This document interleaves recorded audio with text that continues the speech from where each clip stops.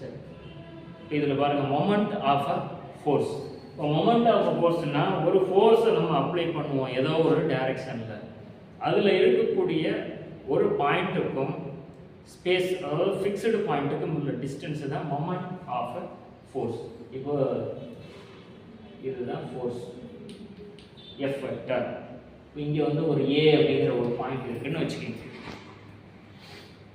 இது ஓ.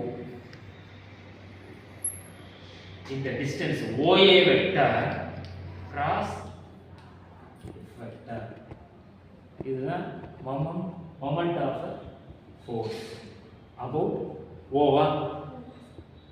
என்ன சொல்லுவோம்? மொமெண்ட் ஆஃப் ஃபோர்ஸ் அட் ஓ. இது வந்து இந்த மாதிரி நம்ம கால்குலேட் பண்ணலாம். இது லைன் ஆஃப் ஆக்ஷன். ஃபோர்ஸை நம்ம ஏதோ ஒரு டைரக்ஷனில் தான் கொடுப்போம். ஏங்கிறது இதில் இருக்கக்கூடிய ஒரு பாயிண்ட் இங்கே தான் இருக்கணும்னு இல்லை, இதில் எங்கே வேணால் இருக்கலாம். சப்போஸ் இங்கே இருந்துச்சுனாக்க இந்த டிஸ்டன்ஸ் ஜென்ரலாக OA vector cross F vector சொல்லுவோம். இது உங்களுக்கு தெரியும். இப்போ அடுத்தது parallel forces. parallelங்கிறதா நமக்கு என்னப்பா parallelனா? அதாவது இந்த மாதிரி இருக்கும், இல்லை இந்த மாதிரி ரெண்டும் ஒரே மாதிரி இருக்கும் parallel. இப்போ parallel forces இதை பற்றி நம்ம ஏற்கனவே டிஸ்கஸ் பண்ணியிருக்கோம். parallel forcesல ரெண்டு கேசஸ் இருக்கு, like parallel force, unlike parallel force.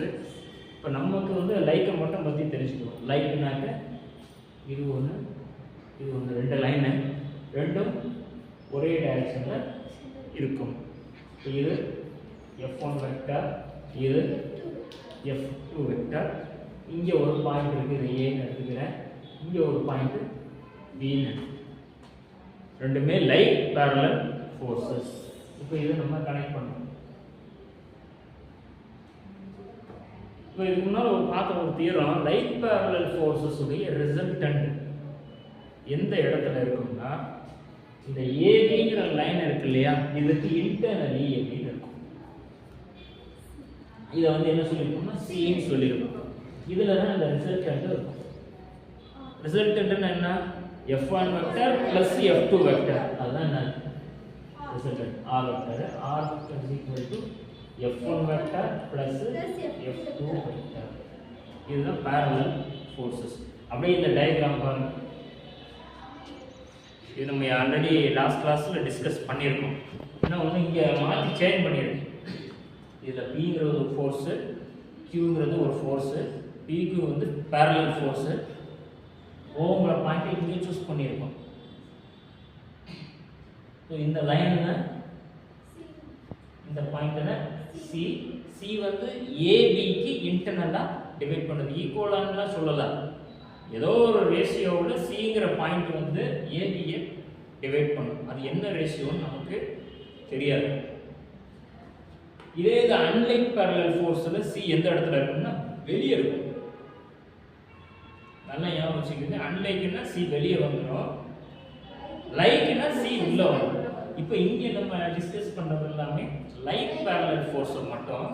So அப்போ சி வந்து ஆட்டோமேட்டிக்காக உள்ள வந்துடும். சி எந்த பாயிண்டில் ஆக்ட் ஆகுதோ அங்கே தான் ரிசல்டன்ட் இருக்கும்.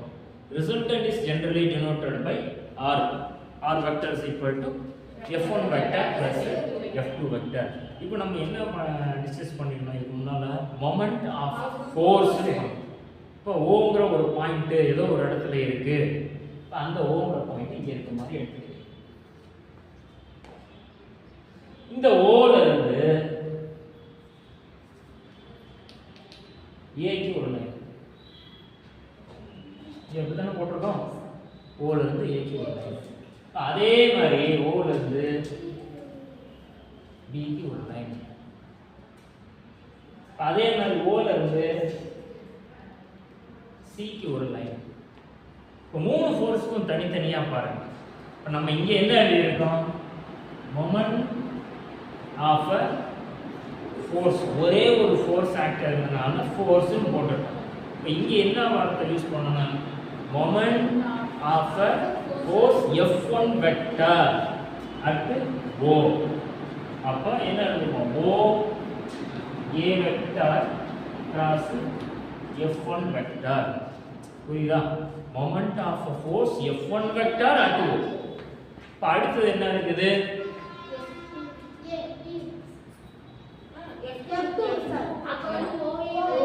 O B vector. There is a O B vector cross F2 vector. இப்ப அடுத்து என்ன இருக்கு? ரிசல்டன்ட் வந்து C ல இருக்குது. ரிசல்டன்ட் என்ன சொல்லுவோம்? F1 vector plus F2 vector. இப்ப O C cross ரிசல்டன்ட் இல்ல F1 vector cross F2 vector. இதுதான் வேரியபிள்ஸ் தியரம். மொமெண்ட்க்கு கிராஸ் மொமெண்ட்னு வந்துட்டாலே டாட் ப்ராடக்ட் இல்ல cross product vector cross product ஞாபகம் வச்சுக்கணும். இது ஒரே ஒரு ஃபோர்ஸ் இன்வால்வ் ஆனா இப்போ இங்க நம்ம சொல்லியிருந்தாலே parallel ஃபோர்ஸ். parallelல நம்ம என்ன கான்செப்ட் எடுத்துக்கிறோம்னா லைட் parallelல எடுத்துக்கிறோம். ரெண்டு ஃபோர்ஸ் இருக்க மாதிரி F1 vector F2 vector. F1 vector Aங்கிற பாயிண்ட்ல ஆக்ட் ஆகுது, F2 வெக்டர் Bங்கிற பாயிண்ட்ல ஆக்ட் ஆகுது. ரெண்டுமே லைட் parallel ஃபோர்ஸ். அப்ப அதோட ரிசல்டன்ட் வந்து இந்த ABக்கு உள்ள ஏதோ ஒரு இடத்துல தான் ஃபால் ஆகும். அந்த பாயிண்ட்டை வந்து நம்ம என்ன சொல்றோம்னா C ன்னு எடுத்துக்கிறோம். இது எல்லாமே நம்ம ஏற்கனவே டிஸ்கஸ் பண்ணிட்டோம் லைட் parallel ஃபோர்ஸஸ் தியரத்துல. எப்படி இருக்கும்? இப்போ இண்டிவிஜுவலா இங்க மொத்தம் ரெண்டு ஃபோர்ஸ் ஆக்ட் ஆகுறதுனால ஃபர்ஸ்ட் ஃபோர்ஸ் உடைய மொமெண்ட், செகண்ட் ஃபோர்ஸ் அப்ளை பண்றப்ப அதோடைய மொமெண்ட், இங்க தேர்ட் வந்து ரிசல்டன்ட், ரெண்டையும் சேர்த்து பார்க்கறப்ப இருக்கக்கூடிய மொமெண்ட். இதுதான் நம்ம டிஸ்கஸ் பண்ண போறோம். இது parallel ஃபோர்ஸ். இன்னொரு கேஸ் இருக்கு இன்டர்செக்டிங் ஃபோர்ஸ். இன்டர்செக்டிங் ஃபோர்ஸ்னா வேற ஒன்றும் அதுக்கு முன்னால இந்த Cங்கிற பாயிண்ட் எந்த இடத்துல இருக்குங்கிறத நம்ம சொல்லணும். இப்போ general concept position vector find out பண்றதுக்கு நம்ம ஏற்கனவே ஒரு ஃபர்ஸ்ட் யூனிட்ல ஒரு தியரம் சால்வ் பண்ணிருக்கோம். ப்ராப்ளம் λ2 λ1 அப்படிங்கிற மாதிரி ஒரு வீடியோல இருக்கும், பார்த்தீங்கன்னா தெரியும். இது என்ன ரேஷியோவில் டிவைட் பண்ணுதோ அதை பேஸ் பண்ணி தான் அங்கே வந்து பொசிஷன் வெக்டரா அதோடைய ஃபார்ம் என்ன சொல்லுவோம். இந்த சும்மா ரெஃபர் பண்ணி பார்த்தீங்கன்னா தெரியுது. எப்படி பாருங்க, OP vector is equal to MP vector MP B vector plus N M plus N. இந்த MNங்கிறது வந்து நம்ம என்னங்கிறது F1 வெக்டர் F2 வெக்டர் தான் இருக்கு. இப்போ இங்க இது வந்து F2 இது F1.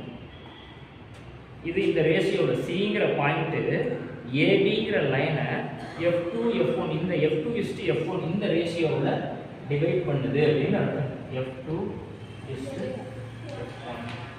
அப்போ இந்த பொசிஷன் வெக்டர் அதாவது இங்க OC வெக்டர் எப்படி ஃபைண்ட் அவுட் பண்ணுவோம்னா சிம்பிளா நான் போட்டுறேன். F1 A1 vector plus F2 A2 vector இல்லைன்னா B divided by F1 plus F2. இதுல A1 வெக்டர் இப்போ நம்ம பேசுறது சும்மா ஜஸ்ட் டிஸ்கஷன் தான் பண்ணிட்டு இருக்கோம். A1 வெக்டர்ங்கிறது OA, இதுதான் A1 வெக்டர். A2 வெக்டர்ங்கிறது OB, இது F2 இது F1. லைட் parallel ஃபோர்ஸ் உடைய லாஸ்ட் ரிசல்ட். உங்களுக்கு கன்ஃபியூஷன் ஆரம்பிச்சுனாக்கா A1 A2 எடுக்கணும்னா இதை A வெக்டர்னு எடுங்க, இது B வெக்டர்னு எடுங்க. சிம்பிளா ஞாபகம் வச்சிருப்போம். F2 அதுக்கு இங்க F2 into B வெக்டர், இங்க F1 இருக்கு F1 into A வெக்டர். இந்த கான்செப்ட்ல தான் அந்த சீரை சால்வ் பண்ணிருக்கோம். டினாமினேட்டர் வந்து ஒன்றும் பிரச்சனை இல்லை, அது மாற்றி போட்டாலும் அதே தான் வரணும். இதுதான் parallel forces உடைய கான்செப்ட் முடிஞ்சு. அடுத்து என்னன்னா அந்த இன்டர்செக்டிங் ஃபோர்ஸ் அப்படின்னு சொல்லி ஒன்று டிஸ்கஸ் பண்ணியிருக்கோம். இன்டர்செக்டிங் ஃபோர்ஸ் இன்டர்செக்ட்னா என்னப்பா, ஏதோ ஒரு இடத்துல ஜாயின் ஆகுதுன்னு அர்த்தம். இப்போ இது O, இங்கே F1 ஒரு ஃபோர்ஸ் ஆக்ட் ஆகுது, F2ங்கிறது ஒரு ஃபோர்ஸ் ஆக்ட் ஆகுது. F1ம் F2வும் Oங்கிற பாயிண்ட்ல இந்த இன்டர்செக்டிங் ஃபோர்ஸ் ரெண்டும் ஒரே பாயிண்ட்ல. இதோடைய ரிசல்ட் இங்கே இருக்குமா, F1 vector plus F2 vector. இதுதான் இன்டர்செக்டிங் ஃபோர்ஸ்.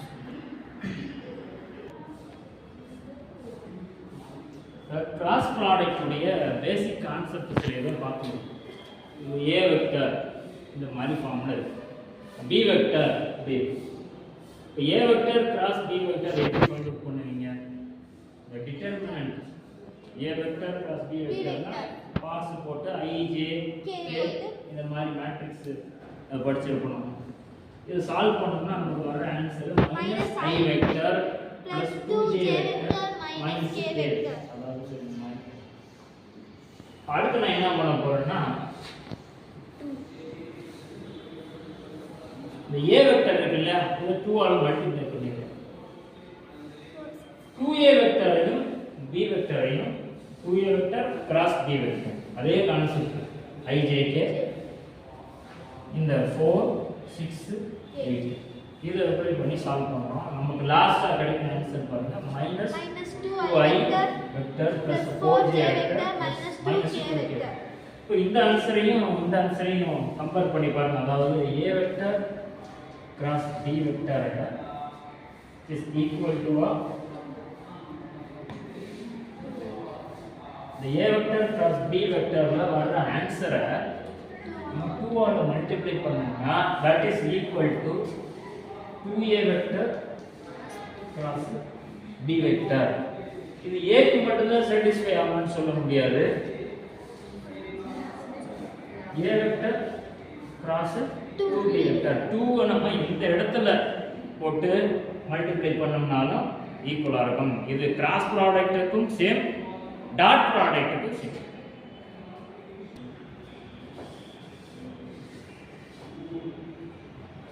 வேரியன்ஸ் தியரம் இது ஒரு இம்பார்ட்டன்டான தியரம். ஸ்டேட் அண்ட் ப்ரூவ் கேட்பாங்க. State and prove variance theorem.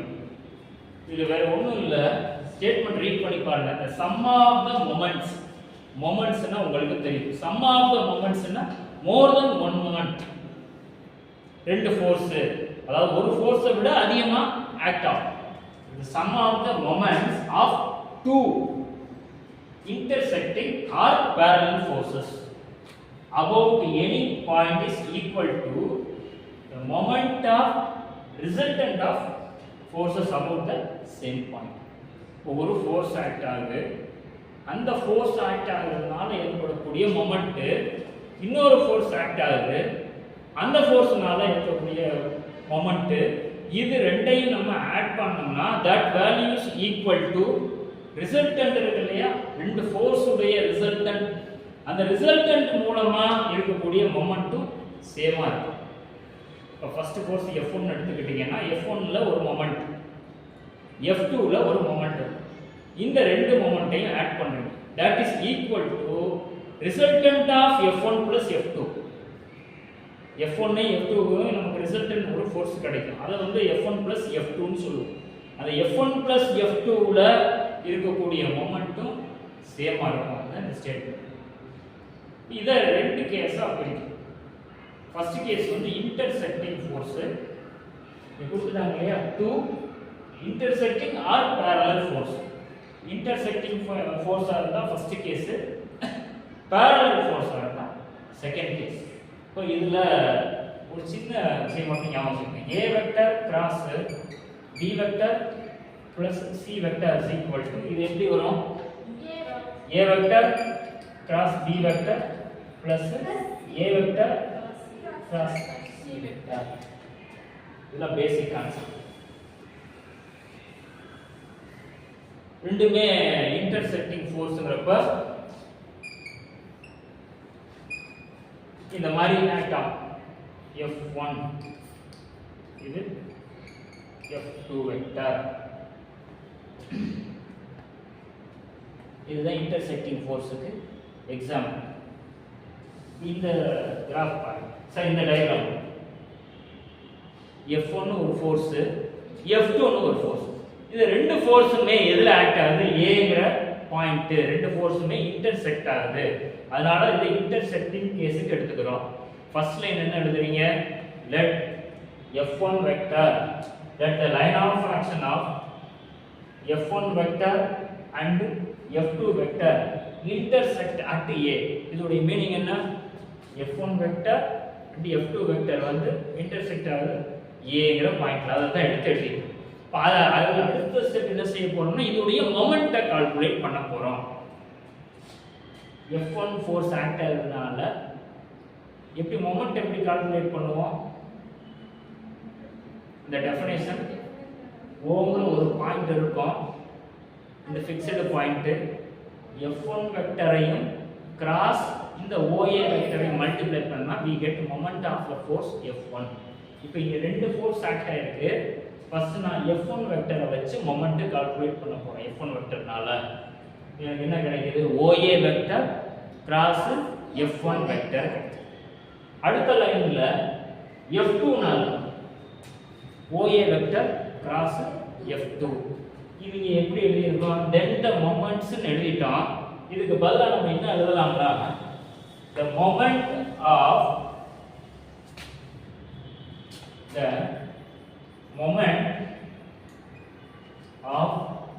F1 vector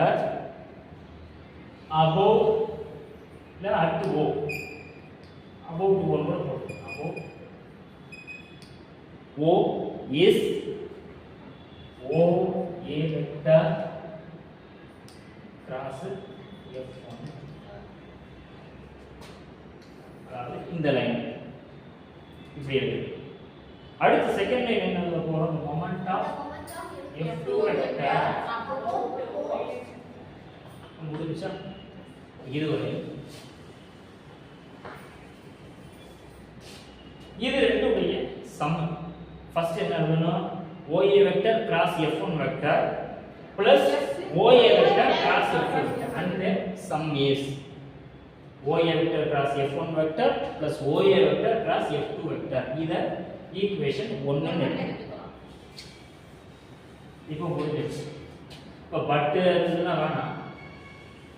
சிம்பிளா the resultant of F1 vector and F2 vector is F1 vector plus F2 vector.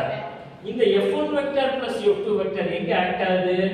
இதுவும் A ல தான் இருக்கு. Acting at A. அதுக்கப்புறம் இதோடைய மொமெண்ட் கால்குலேட் பண்ணணும்ல.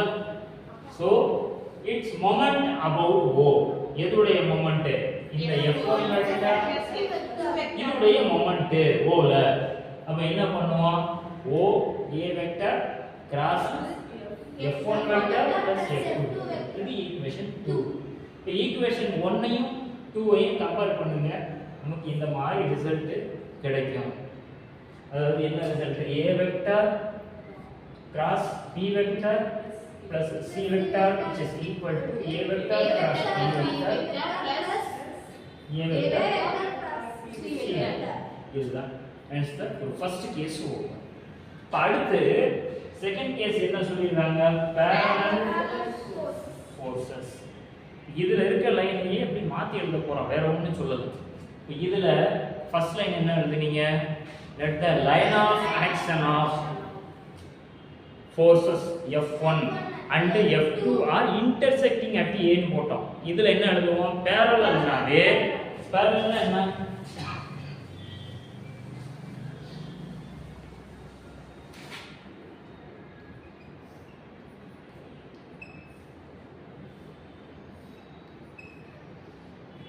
இது F1 வெக்டர், இது F2 vector. the line of action அதுல வந்து intersecting at A ன்னு போட்டோம். இதுல வந்து at A ஒரு லைன், at B ஒரு லைன், ரெண்டு லைனா எழுதணும். அதுக்கு அப்புறம் ரெண்டு லைன்லயும் மொமெண்ட்ஸ் நீங்க எழுதணும் இல்லையா? the moments of F1 vector at any point O is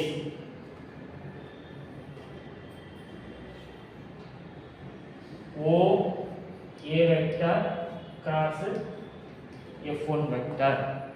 இதுல என்ன எடுத்துக்க போறோம்னா இந்த A OA க்கு பதிலா A வெக்டர் எடுத்துக்கிறோம். இந்த F1 வெக்டர் வந்து ஆக்சுவலா எப்படி எழுதலாம்னா F1 vector which is equal to F1 I vector போடலாம். இது வந்து ஃபுல்லா வெக்டர் ஃபார்ம். இது வந்து இதுல இது ஸ்கேலார் ஃபார்ம், இது vector form. Scalar vector multiply பண்ணா we get வெக்டர். அதனால இதை ஏன் இந்த மாதிரி எழுதுறேன்னாக்க ஐங்கிறது ஒரு டைரக்ஷனை டினோட் பண்றது. இங்க என்ன செட் பண்றோம், இந்த OA வெக்டருக்கு பதிலா A வெக்டர் போட்டுறோம், F1 க்கு பதிலா F1 I வெக்டர். இது ஒரு லைனா கொண்டு வரணும். அதே மாதிரி அடுத்து B. இப்போ இது B ன்னு எடுத்துக்கங்களேன்.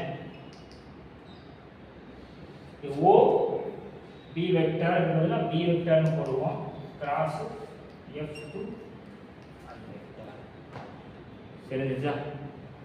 இது ரெண்டையும் நம்ம ஆட் பண்ணுவோம். அதுக்கப்புறம் இதோடைய ரிசல்டன்ட் எப்படி கேஸ் 1ல பார்த்தோம், F1 க்கு தனியா கால்குலேட் பண்ணோம், F2 க்கு தனியா கால்குலேட் பண்ணோம், ரெண்டையும் ஆட் பண்ணோம். அதுக்கப்புறம் அதோடைய ரிசல்டன்ட்டை பார்த்து ரெண்டையும் செக் பண்ணோம். அதே சேம் ப்ரொசீஜர் இங்க parallelனா எப்படி ஆக்ட் ஆகும்ன்றத மட்டும் பார்த்துக்கணும். இதுல நம்ம டிஸ்கஸ் பண்ண இந்த பொசிஷன் வெக்டர் AB யை கனெக்ட் பண்றப்ப இதோடைய ரிசல்டன்ட் வந்து எங்க வரும்னா AB க்கு நடுவுல இருக்கும். அந்த பாயிண்ட நம்ம வந்து x ன்னு எடுத்துறோம். x ங்கறப்ப இதோடைய ரிசல்டன்ட் என்னன்னா F1 I vector plus F2 I vector. ரெண்டுலயுமே I வெக்டரை காமனா எடுத்துடலாம். இத F1 பிளஸ் F2 I வெக்டர்னு எடுக்கலாம். இப்போ அப்படியே இங்க பாருங்க, நம்ம சொன்ன விஷயத்தெல்லாம்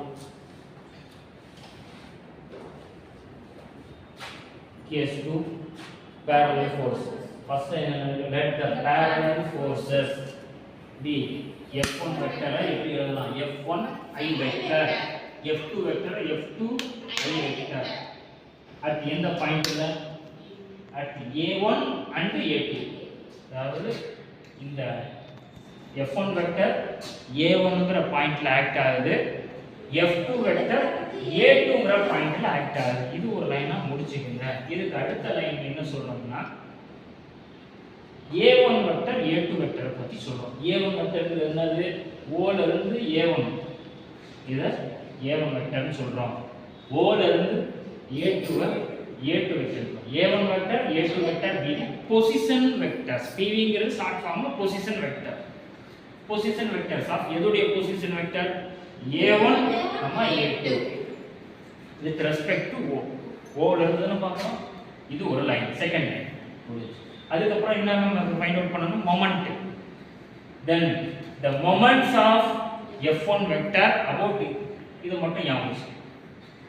the moment of F1 vector about O is இது.